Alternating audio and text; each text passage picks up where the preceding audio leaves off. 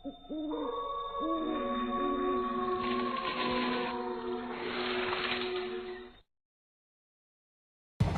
का वक्त था। कस्बे से दूर बसे पुराने गांव भैरवपुर की गलियां हर रोज की तरह सुनसान हो चुकी थी।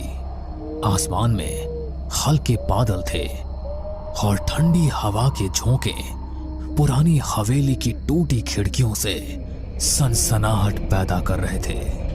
गांव के लोग इस हवेली के पास से भी नहीं गुजरते थे। कहते हैं यहां अजीब अजीब आहटें सुनाई देती है, जैसे कोई अनदेखा इंसान आस पास घूम रहा हो। रीना अपने दोस्तों के साथ गांव घूमने आई थी। सबने मजाक मजाक में कहा, चल रीना, तू तो बहुत बहादुर बनती है। अगर सच में हिम्मत है तो फिर हवेली के अंदर चल। मुझे किससे डर लगेगा? भूत वूत जैसी कोई चीज नहीं होती। रीना अकेली हवेली के अंदर चली गई। टॉर्च की रोशनी टूटी दीवारों पर पड़ते ही डरावनी परछाइयां बनने लगी। वो चौंक कर पलटी। वहां कोई नहीं था। शायद मेरे दोस्तों ने मजाक किया होगा। लेकिन अगले ही पल उसने टॉर्च की रोशनी में देखा, दीवार पर उसके अलावा एक और परछाई हिल रही थी। रीना की सांसें तेज हो गई। उसने धीरे से पुकारा, कौन है वहां?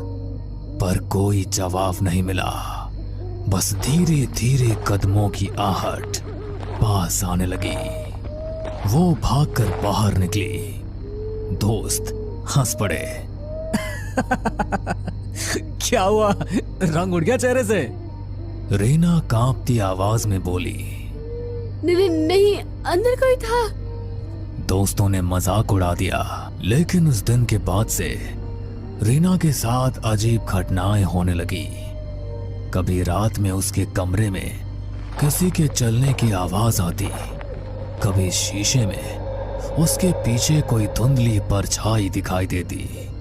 गांव का नाई रघु रोज रात को देर तक दुकान बंद करता।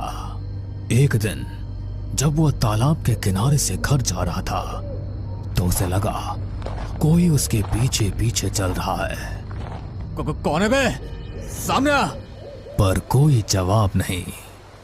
वो तेज कदमों से चलने लगा, लेकिन नाहट भी उतनी ही तेज हो गई। अचानक उसके सामने एक सफेद साया खड़ा हो गया।